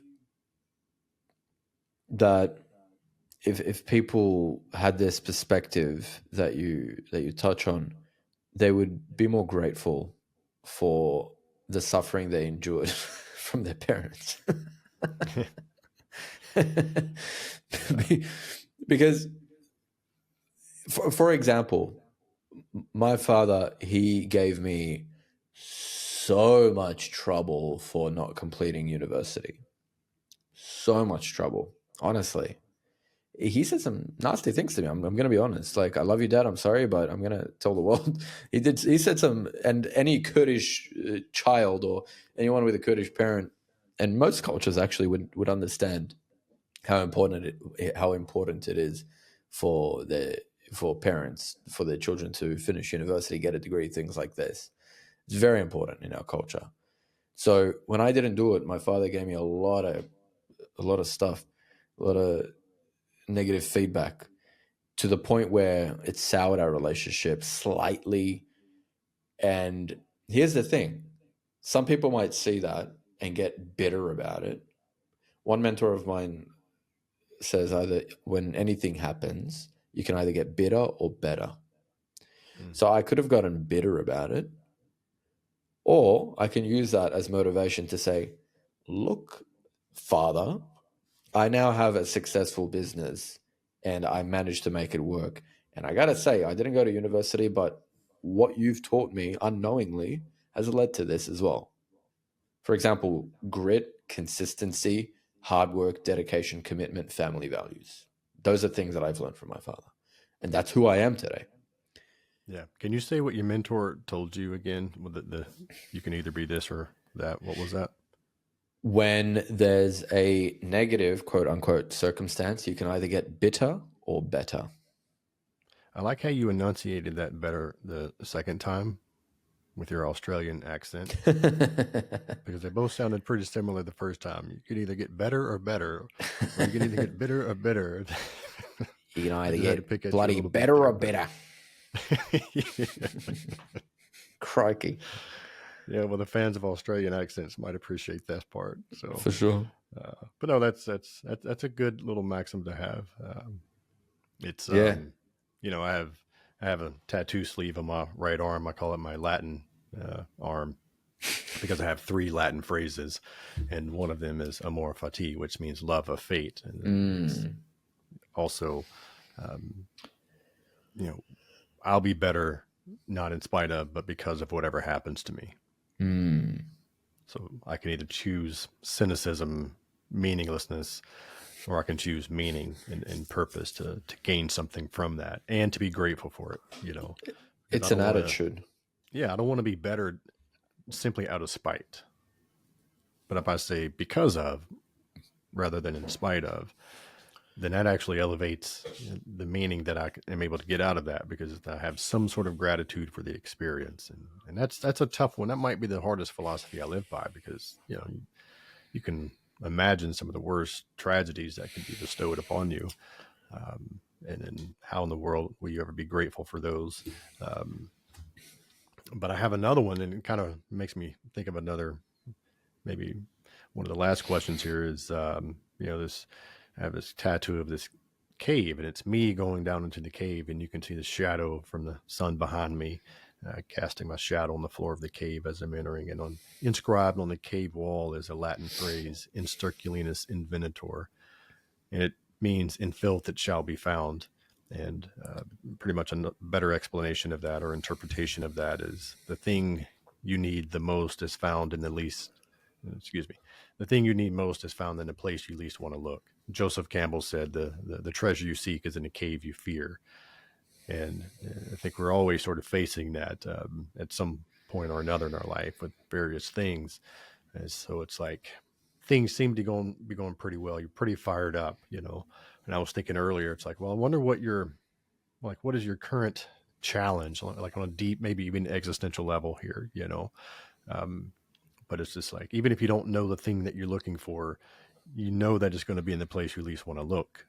And you're doing a lot. You're growing. You're doing very big things.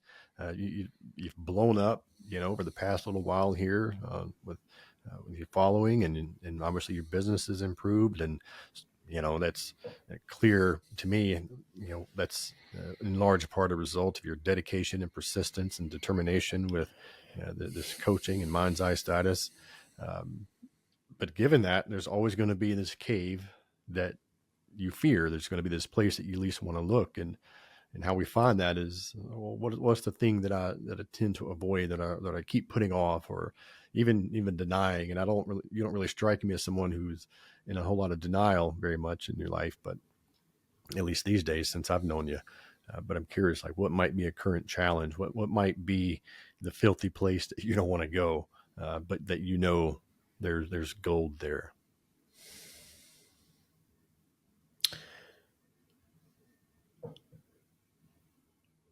One place that I've been thinking about a bit lately, and I've been having dreams about this as well lately, is death. We'll just go 0 to 100. Death is something that I've been contemplating on a little bit here and there. And also any areas where, I know that's a big one, but there's not that much I can say about it. I've just been thinking about it. But another one is being a man that that lacks integrity. That is one of my greatest fears. And it's an area where it just frightens me. Like, asking myself the question, am I a man that has integrity? For some reason, that question frightens me. And I could say I don't know why, but maybe I do know why. And that is a cave that I've yet to explore. Therefore, I don't know what else I can say about it apart from exploring the cave live with Ed It's it's interesting because, for instance, I look at you and you're certainly someone that I think embodies the principle of integrity. And so, what you might think is someone who does embody the principle of integrity, and they voice a concern, a fear of lacking integrity.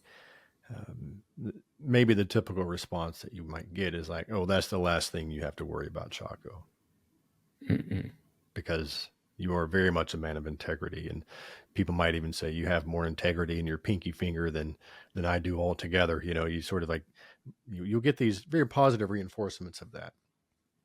But one of the things I've noticed, and especially in my psychotherapy clinical experience, is that it's really important to respond to those thoughts and questions of the seemingly ridiculous things.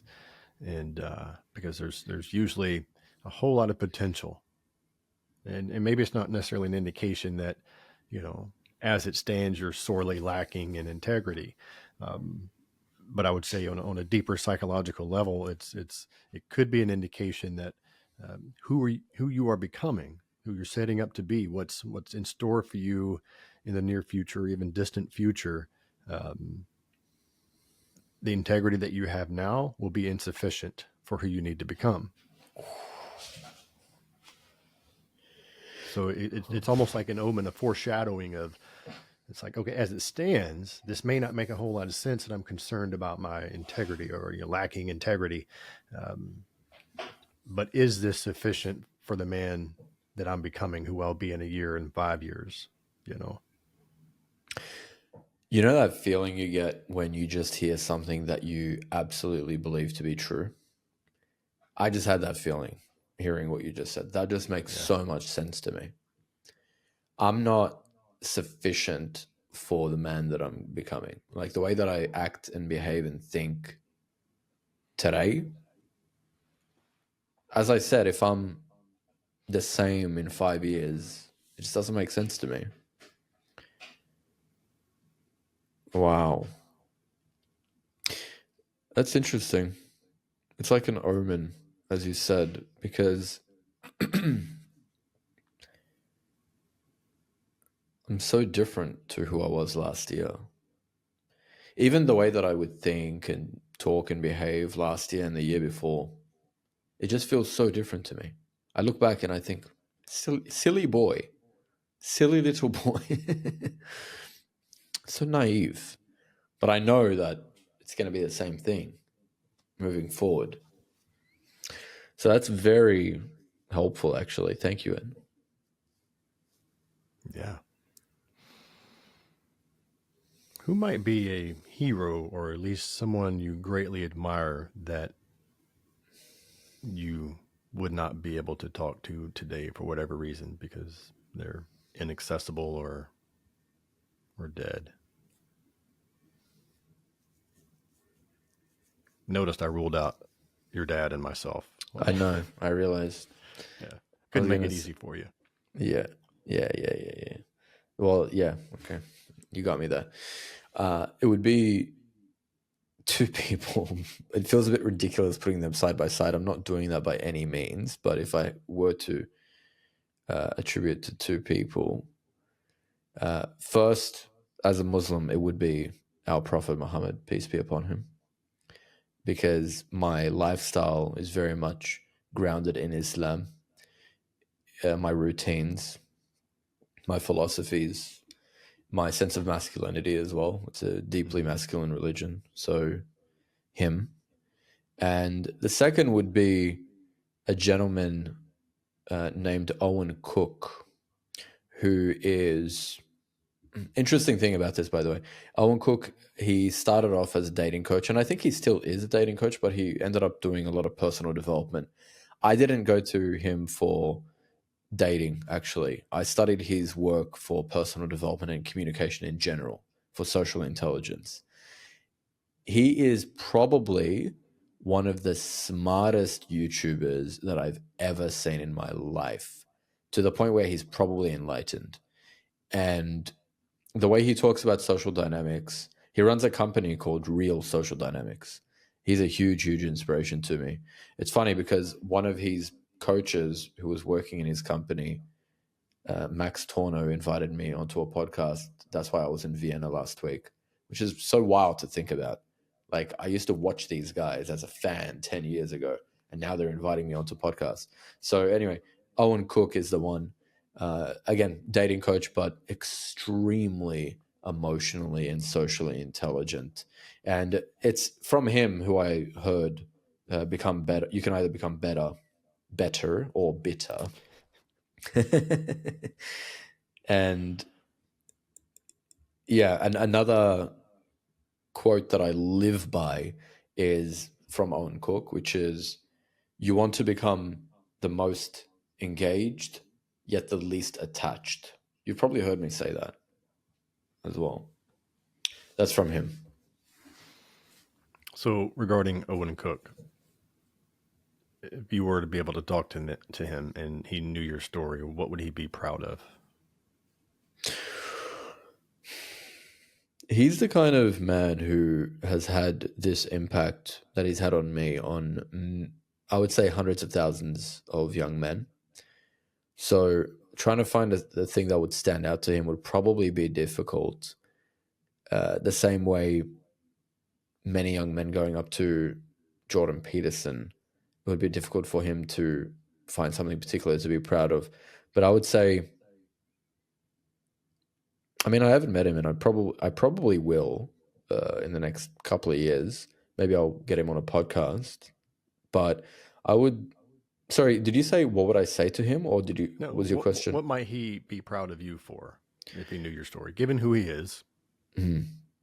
He would be proud of me for coming out of social anxiety, developing self-esteem, making the kind of money that I'm making. He talks a lot about that stuff as well, business. He'd be proud of me for getting married to a beautiful woman, being a dating coach. He'd be married for my level of social awareness and emotional intelligence, and for my mindset and attitude as well, which I believe is very strong compared to the average person. Also something that I learned from him. What might he criticize about you? Getting married. Well, that's a really good question. What might he criticize? I'm curious what you would criticize about me, Ed. Oh, that's going to be a different podcast. It's going to be 3 hours long. a 3-hour criticism of Shako. Let me think. That podcast would be 2 hours and 57 minutes of silence, by the way. 3 minutes of just pure criticism. What would Owen Cook criticize me for? I think he would criticize me for not working as hard as I could be, because he's a workaholic, like wildly dedicated and non-stop. That's what it would be. He would say, Shako, you can work more, you can work harder. And actually my health as well. My health it's fine. Thank God. Everything's good. I'm very healthy. I played paddle today, but I don't work out in the gym. I smoke every now and then.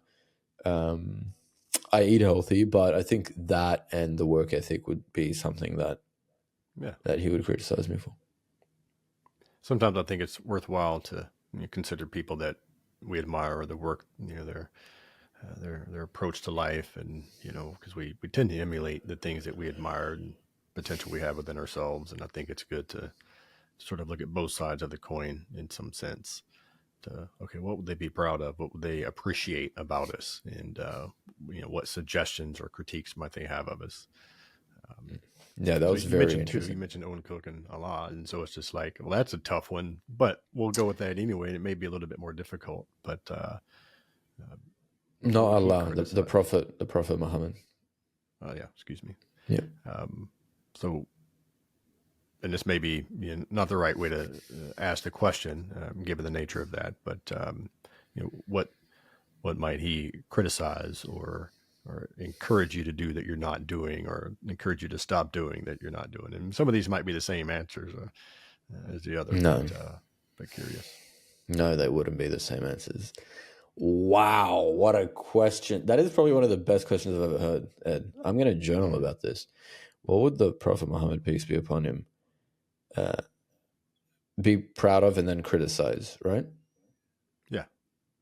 Okay, what would he would be proud of me researching Islam deeply before reverting, and my consistency in my prayers. He'd be proud of that, except for my morning prayers, which I failed to wake up early in the morning to pray.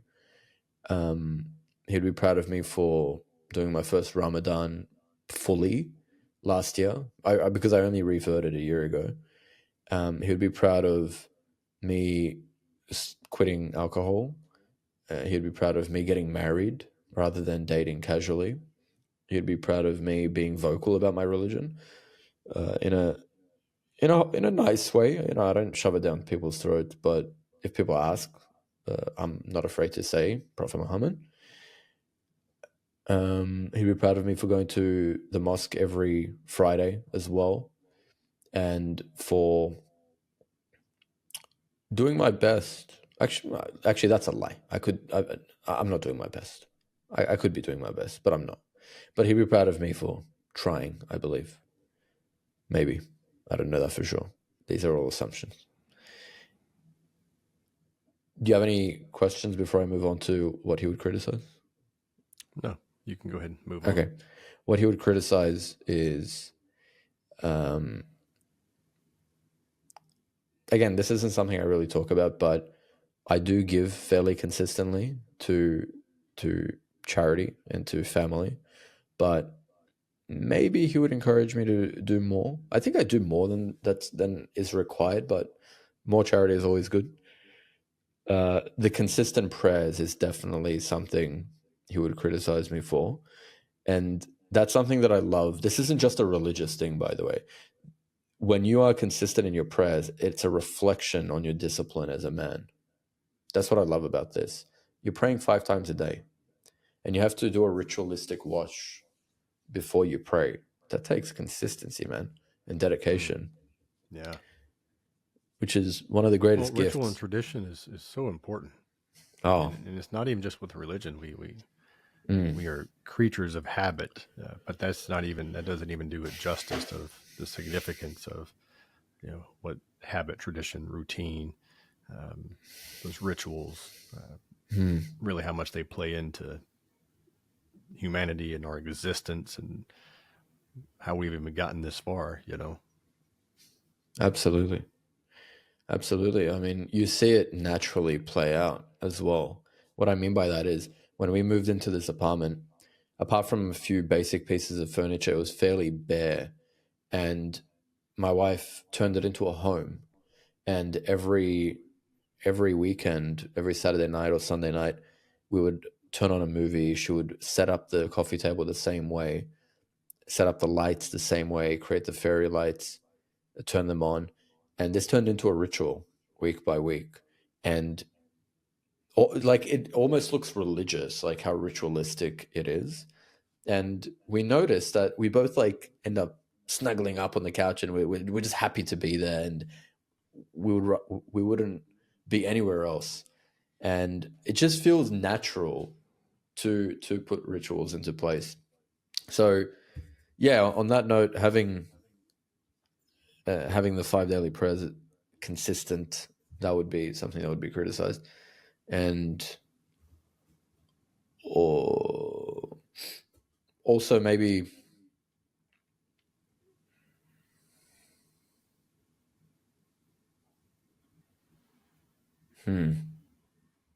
that's all that comes to mind at the moment. There's definitely more. Definitely more. One of the things I admire about you is that you're always striving upward. And even when you're stumbling upward. Thank you. So I appreciate your steadfastness in the greatest doubt and your enthusiasm, which I think the origins of that word literally translates to be filled with God. Wow. I have to do a little bit of research to see exactly how that the origins of that word, but I've seen and heard that a few times. And Thank what I you, see bro. with you is so much enthusiasm in not just your work, and it's not just a job. I know sometimes when we start to get to know people these days, we'll say, so what do you do? And we kind of mean, what do you do for a living? And something you don't really hear a lot, and you kind of used to hear it back in the day, is people would say, so what's your story? Mm. And I'm like, let's bring that back, what's your Mm. story? Because again, our default, and I like the way that you presented that earlier on when we first started in the podcast, is like, you did mention your work, but you were also quick to clarify, like, hey, I get that this can be taken as this sort of shallow thing that I'm all about my work, but it's actually very meaningful. And so it's something that's more integrated. It's subservient to something higher, something more meaningful Mm. and purposeful. So sort of the last thing I want to touch on is sort of, um, so the question is like, how are you an alchemist? And again, sort of alchemy is it's the ancient art of transformation. It's like the ancient alchemists, they took these things that they had no idea about. They didn't understand any of the process. They were literally experimenting and making discoveries, and people think that alchemy was really about trying to make gold from all of these elements. And they may tend to look at it as kind of foolish. And we might say alchemy was sort of the precursor to chemistry, but alchemy was more so a precursor to psychology, because in these lab experiments, if you will, um, and they would journal about these processes, and in that they would uh, end up talking about their own sort of inner experiences, and it was almost poetically the way that they would write about, documenting their lab experiences of trying to turn base elements into gold, but how that related to their own psychological process before the word psychology was even a thing. And so, long story short, it's like, the alchemists made some pretty profound discoveries, almost accidentally, if you will, and maybe strictly accidentally, at least early on, um, but eventually, sort of out. You know, the art of alchemy sort of disappeared. I kind of think it went underground a little bit, and so now it's like, I kind of call myself a modern alchemist, because there's this element of, well, it's not anything you're going to learn in school and colleges and universities. Even if you read some of the most, brilliant and deep, dense books on this stuff, it's maybe at best, most of the time, supplemental.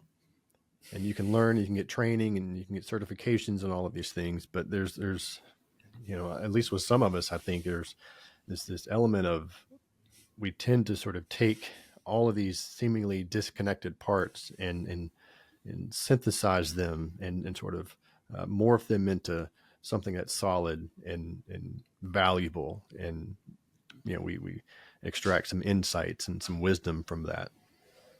And you've clearly sort of blazed your own trail here in a lot of ways. And so it's a vague question, but sort of like, how are you an alchemist in some sense? Because your path has not been conventional, that's for sure. Yeah. This word, alchemy, is something that I've frequently used in my teachings, actually, because I believe what I teach is alchemy. I believe the example I gave in the beginning of presence and energy, when you asked me, what do you mean by energy? I said, shifting your emotional state. To me, that is alchemy. Turning one emotional state or mental state from, let's say, negative, fearsome, victimized, to productive, direct, assertive, present. That is a beautiful example of alchemy. You're changing one state into another. It may not Yeah. be a physical state, but it's your reality, isn't it? It's a completely different reality. And anybody can change their state. You just learn this modern alchemy in communication. Yeah. Yeah. It really is an alchemical process there, isn't it? Yeah. I believe you can That's why I chose communication as my field ed, because you can change the dynamic of a relationship. You can change how you're perceived, your reputation, and it's all change. It's all evolution, change. Alchemy is change, turning one material into another material. That's alchemy. Changing one narrative to another narrative. That's alchemy. And soon enough, you'll probably see the physical changes of that alchemy as well. Very beautiful, Shako. I appreciate this whole conversation, and it's been a joy and also very meaningful to get to know a little bit more of your personal side of things and some of your personal stories and anecdotes. And don't think that the personal aspect of that and even the private aspects of that are lost on me, because they're not. So I appreciate the openness and ultimately sharing your story, because I do believe that fundamentally, when it gets down to it, it's not so much the work we do, but it's our story that gets conveyed through our work. And maybe more importantly, it's who we do our work with that matters more than anything. So I do deeply appreciate you sharing so much about yourself today. Thank you so much, brother. I humbly accept that. And it's such a pleasure and an honor for me to be here and have these conversations with you. This is more than a podcast for me. This is a conversation with a dear friend of mine. And thank you for asking me those very, very thought provoking questions, things I've never even contemplated before. And that's going to make me reflect. So I learned a lot about myself in this conversation. Thank you for what you do. Yeah, man. Likewise. And it's an honor over here too. So, well, I know we'll be doing this again at some point. So this is not goodbye. This is see you later. Absolutely. All right, man. Thank you.